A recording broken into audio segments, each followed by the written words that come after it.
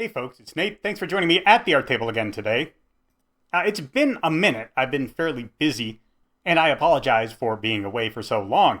The 20 or 30 of you who religiously watch these are much appreciated, and in my absence, I've been giving a lot of thought to topics I could cover. However, one of the most important ones that I want to talk about, as the title suggests, is the conflict between analytical tools and creative tools. Now, I'm in a bunch of discords and forums and social media groupings that talk about writing. I don't often participate because they can be a big time sink if you let them get away from you, and I prefer to spend the time actually writing rather than discussing the craft, but every so often I do find it worthwhile to jump into these discussions and see what I can contribute. One thing that prompted such a discussion was this graphic here. A breakdown of what constitutes literary fiction versus upmarket fiction versus mass market fiction, what they call commercial fiction. But I think that's a bit of a misnomer. If you're taking your fiction to a purchasing editor to try and sell it, you're doing commercial fiction. It's just a question of what the market is. But this particular graphic is not really what I wanted to discuss. Thinking about your fiction through the lens of this graphic is basically like thinking of your fiction through the lens of pitching it to a producer in Hollywood. I've already talked about that and why I don't think it's very useful, at least not as you are trying to write the fiction. However, the discussion that really interested me that resulted from this graphic was about character-driven versus plot-driven. I think these are useful analytical tools depending on how you quantify them and how you use them. But I don't think they are a useful way to think about telling a story.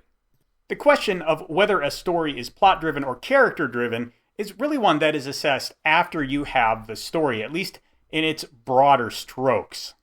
To briefly recap a concept that I've discussed before on my channel, I believe a story is a series of events with a narrative through line conveyed from a storyteller to the audience in such a way that the audience can then repeat the story to another person. The series of events is the plot, and the narrative through line is provided by characters. Now, that may be a bit of a hot take, but I think it's the truth. Narrative through lines are not a natural thing. They are created by human beings as we apply reason and experience to understand the things we are hearing and the things we are seeing. The power of narrative is one of those things that I believe sets mankind apart from the rest of the world. There are animals out there, but we have no indication they understand things like cause and effect, empathy, or reason in the way that human beings do. And therefore, in order to convey events to human beings in a way they understand, something like a human being has to be present. Obviously, it doesn't have to be a human being.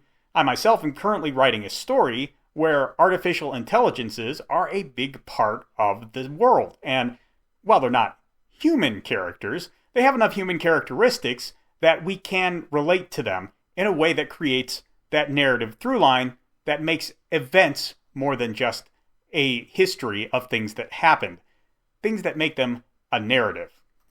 So I believe as the storyteller is conveying a story to his audience, he has to build this narrative, both by selecting events to talk about and by contextualizing them through the eyes of characters in one way or another.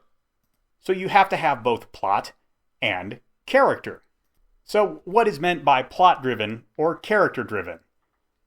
That gets a little bit thorny. The standard English major answer is that a character-driven story is very much about the feelings and thoughts of a specific character in the narrative. We spend a lot of time in their head. We spend a lot of time examining their motivation. They progress from a starting point to a finishing point, and we can see all the changes in them that take them from point A to point B.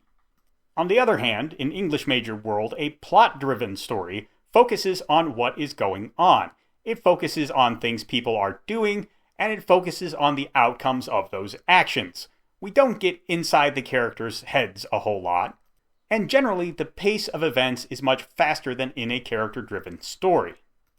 And if you want to take stories and just drop them into two buckets, plot-driven or character-driven, I suppose these definitions work fine. They have fairly clear guidelines that help us understand the borders between these two styles of story, for lack of a better way to put it. And the two groupings are fairly mutually exclusive. You can have a story that focuses a lot on events, but still brings in a lot of characters' interior thoughts and presents a clear character arc. Two films that do this very well are the Steven Spielberg classics Jurassic Park and Jaws. However, plot and characters are two of the three legs of what makes up a story, the third, of course, being the storyteller and the audience. So being able to break stories down into categories that allow us to break down and think about these elements somewhat in isolation can be really useful. If I want to think about the events of my story, I just look at a bunch of plot-driven stories, and I compare and contrast what is done in them, how it works, how that might apply to my story. Okay, that can be really, really useful. But that is an analysis. I already have to have my story pretty well in hand before I can really do anything with that kind of analysis. If I start with plot-driven stories, that really doesn't help me tell my own story. It doesn't tell me anything about the premise, the events I'm actually going to discuss, what the stakes of the narrative are going to be, or how I'm going to convey it to my audience. Who is my audience going to be? What kind of characters am I going to tell them about? Those are the questions that are really important when you are trying to tell a story. Analytical tools are problem-solving devices. When you have a difficulty in the story you're trying to put together, it can be very useful to go out and analyze a bunch of other stories to figure out how to overcome that difficulty. But sitting down with a bunch of analytical tools as the starting point for your story is self-referential, I would say, to a dysfunctional degree. Let me give an example. The Mandalorian is a TV show that theoretically takes place in the Star Wars universe. It follows the titular Mando all around the Star Wars galaxy as he does bounty hunter type things. If you analyze the basics of the story, it does indeed look something like a Star Wars story. There are blasters and stormtroopers and moths. There are hints of lightsabers and the Force. There is a lot of deep space combat and battle droids and pseudo-religious nostrums. Okay, so far so good. When you analyze the story, it has the components of a Star Wars tale. Just like I can analyze any story and determine if it's character-driven or story-driven. But it's not really that good. It has things like tracking fobs that just zero in on people, apparently all the way across the galaxy. How do you have stakes for a bounty hunter in a situation like that? It establishes that stormtroopers, the primary villain available to this story, are naturally bad shots that can't hit something 3 feet away from them. It shows the protagonist dragging his child into danger over and over again for no reason. The character's motivation is really hard to parse out. He apparently hates droids until he doesn't, and when he changes his mind, he just flips on a dime. I mean, we don't have to get into his helmet and see every step of logic that allows him to change his mind about these things he's hated since he was a child, but I don't know, a little struggle about it would have been nice. And maybe these things could have been forgiven if there was a really strong narrative through line, but we really don't have that either. Mando's primary motivation is to make money, and he seems okay at it, I guess. His clear rate on jobs he takes is only mediocre from what we see, and he's supposed to be the best in the business, at least in that sector of the galaxy, so how does anyone make money doing this? I don't know, it's a bit confusing. And that's just the first season, the only part of the show I've really seen. And I'm talking about it broadly instead of narrowly. It really looks like a story that was made with no real intentionality behind it. No one had a creative goal in mind. Maybe Jon Favreau did. Those first 3 episodes are fairly creatively coherent, even if they're not narratively very strong. They do present us with an idea of the world and the character that basically goes nowhere.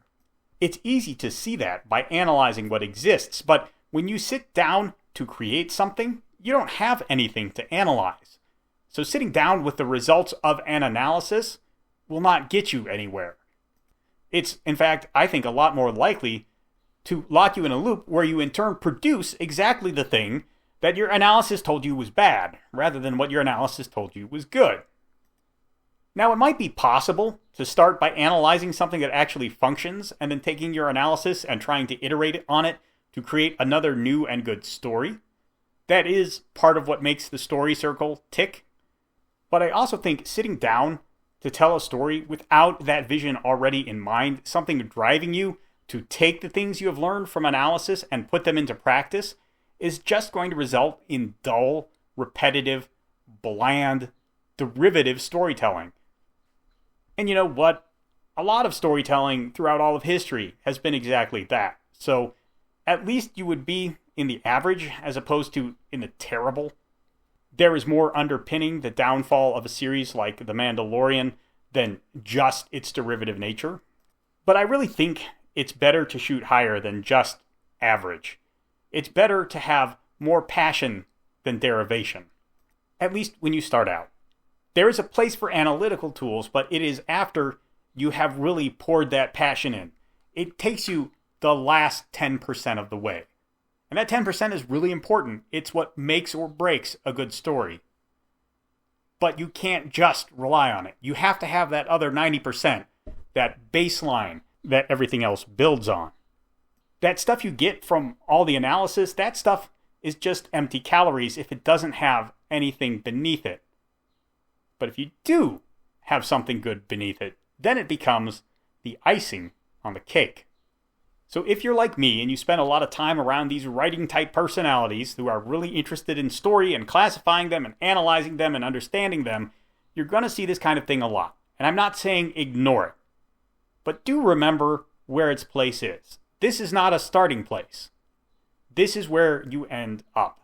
This is how you refine. But in order to refine something, first you need a good, solid, worthwhile tale. And that can only come from your skill as a storyteller. At least that's my thoughts about it. Let me know what you think down in the comments below. There's a like button and a subscribe button down there. You can use those as you see fit. And I'll talk to you later.